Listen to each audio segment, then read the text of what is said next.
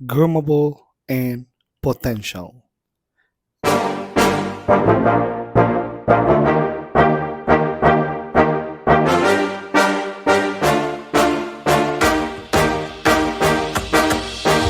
Good morning mga kagroomers. Once again, this is Fritz Inisa and welcome to my vlog.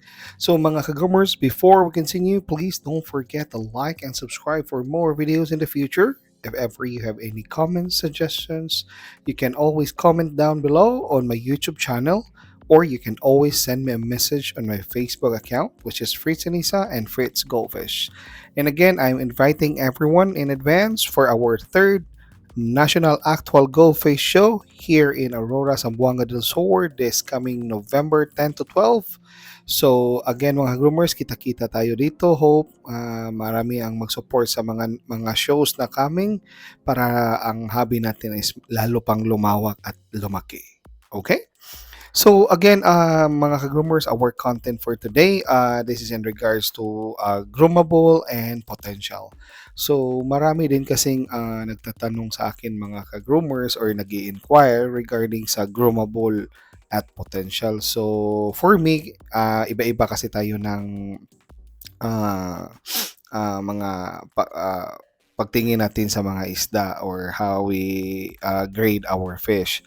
So if si buyer nagtatanong ng groomable, so para sa akin, ang pumapasok sa isip ko is he's looking or she's looking for a fish na pwede i-groom for show. So yung iba kasi nag inquire is groomable ang hinahanap na pwede daw nilang palakihin at i-groom pero hindi naman sila sasali sa show. So that's the reason why I created this content. So again, this is in my own experience and opinion mga ka-groomers ha.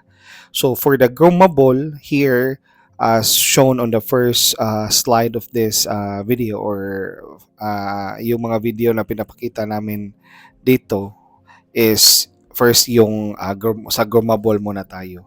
So for me, groomable mga ka-groomers is as you can see on the videos, clean curve, maganda yung kulay, maganda yung wen or maganda yung development ng wen, pero for me hindi siya papasa as potential or hindi siya pwedeng i-groom para isali sa show.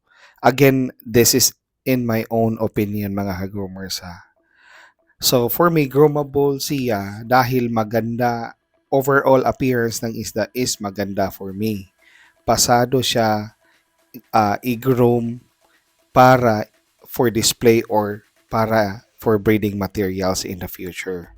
So, yan yung opinion ko for the groomable. Pero hindi ibig sabihin na hindi siya pwedeng isali sa show is lower na yung price niya. Of course, if quality yung hinahanap natin, as expected, mataas pa rin yung price mga ka-groomers. Hindi naman yan ganyan kaganda yung isda at if ever pinapakain lang yan ng or if ever low lang yung mga maintenance niyan. Of course, kahit hindi yan pang show na mga isda, mga ka-groomers, pinapakain ko pa rin yan ng mga hickory or Mizuko products. So, never expect na mura sila kasi hindi naman yan pang show, siguro mura lang yan. No. So again, to all the new hobbyists or sa mga gusto pang pumasok sa fish industry, again, if we're looking for a quality fish, of course we expect a higher price. Okay? So yan yung mga again, yan yung mga groomable para sa akin mga ka-groomers. Yang makikita niyo sa first slide ng video na to. So again, as you can see, the quality of the fish, of course, visible naman. And let's go on to the potential. So for the potentials, mga ka-groomers, let's go to the next slide. For this slide, mga groomers, lahat to mga potential or mga yung iba may ready to show na.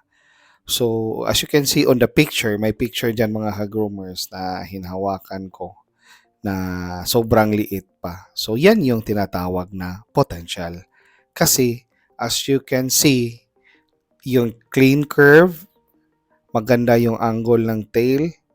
So that's why we call it as potential. Kasi may potential siya na i-groom para ipangsabak sa show. Depende na lang sa groomer kung paano niya i-develop yung isda from juby to large or to jumbo size if aabot ng jumbo. So show potential siya, again, just to clarify, dahil malaki ang potential niya. If mag-groom ng mabuti, malaki ang potential niya na pwedeng isabak sa shows. So, kaya yung expect natin, yung price niyan, kahit maliit pa, mahal. Kasi, iilan lang yung masiselect na potential sa isang breeding, mga ka-groomers. Sa isang pairing, mga ka-groomers, siguro sa 1 female, 2 males, swerte na kung may 10 or 15 pieces na masiselect as show potential. Depende na lang yan sa pagkal talaga ng breeder. Kasi sa ngayon, marami na kasing nagkiklaim na show potential, ganyan. Pero I don't know, depende na yun sa nakabili kung potential ba talaga or depende na rin sa groomer. But again, if we're looking for a show potential, please expect a higher price than the groomable. Okay? Yan lang yung gusto ko i-clarify kasi marami kasing nag-i-inquire na buyer na groomable. So, para walang misunderstanding ba. So, groomable for me is pwede siyang i-groom, pagandahin, at i-display kung saan gusto mo i-display at pwede mong ibenta rin at a higher price. So, clean curve, good color, good wind, good body form, pero hindi siya papasa as a show potential. So, yan yung groomable. Okay? So, yun bang willing ka gumastos kahit alam mo hindi siya pwedeng isabak sa show? So, yan yung groomable. Pero for the potential, of course, hindi naman natin maiiwasan na mag-fold. May mga konting fault. As I mentioned on my previous vlog, yung sa panabo na show, yung tinitingnan namin sa isda is overall look. For me as a judge, overall look of the fish talaga yung first na tinitingnan ko. Yung mga fault, mga minor fault, doon ko na yan tinitingnan if dikit talaga yung laban. If may kalaban talaga siya na super ganda din. So, dyan ko na kinikilatis yung isda. Yung mga fault nila, minus, ganyan.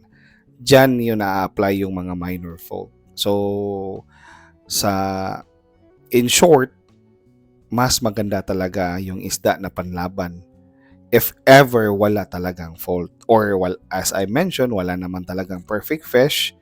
But, mas maganda yung walang fault na makikita talaga. Okay? So again, mga ka-groomers, hopefully may natutunan tayo sa maikling content natin for today. And again, this is Fritz and Isa. Thank you for watching. See you on the next vlog.